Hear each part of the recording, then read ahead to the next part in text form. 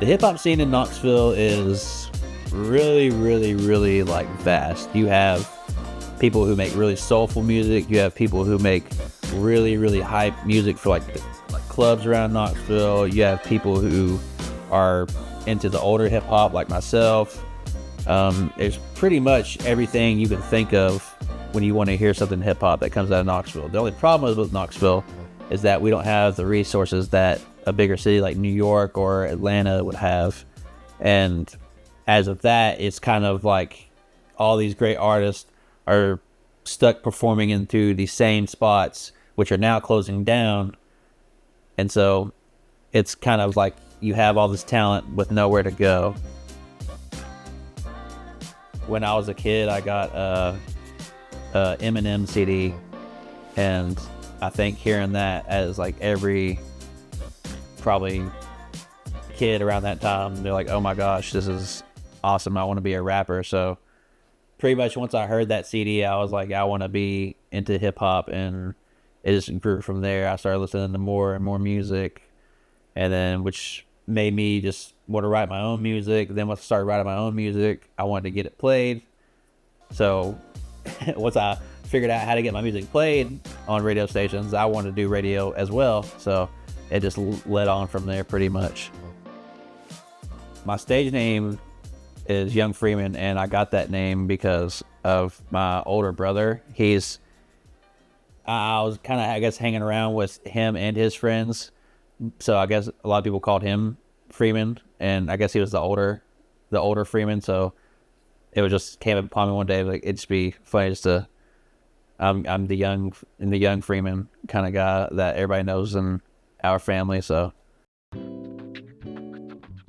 my first experience that I ever had with hip hop DJing was whenever I did my radio show at this place called WOZO here in Knoxville. It's a low power FM station, and it was actually located out of the first place I also performed at musically. So I got in touch with these people after being inspired to do my radio show in the first place, and they welcomed me with open arms, and I got to just sit in this little rinky-dink little room that they just set up full of just radio stuff, and it was great from there on in. Yeah. I was in a group that me and my friend Colin Jackson started called Free Greens, and that was back around maybe the early 2010s up until like 2016. And we worked together, and we just came up figuring out how to do music together. And then now I'm in a group called The Products, and that was started around, I'd say 2021, 2020-ish. And we've been making music and doing shows all around the world, well, all around the US ever since. I think one of the most recent setbacks that I've experienced in the hip hop industry and the radio industry is a cancellation of our radio station that the University of Tennessee just recently did. And ever since then, the radio show is up in the air. Myself and other artists, that is our main way of showing people in the city local artist talent. And without that, we don't really have an outlet. If I had to tell my younger self something about a challenge that I overcame, it would probably be just getting out there onto a stage in the first place and just believing the things that I want to say on a microphone that other people are going to want to hear as well. And I took that chance like a lot of other artists do, and it turned out to be true, at least, a little bit.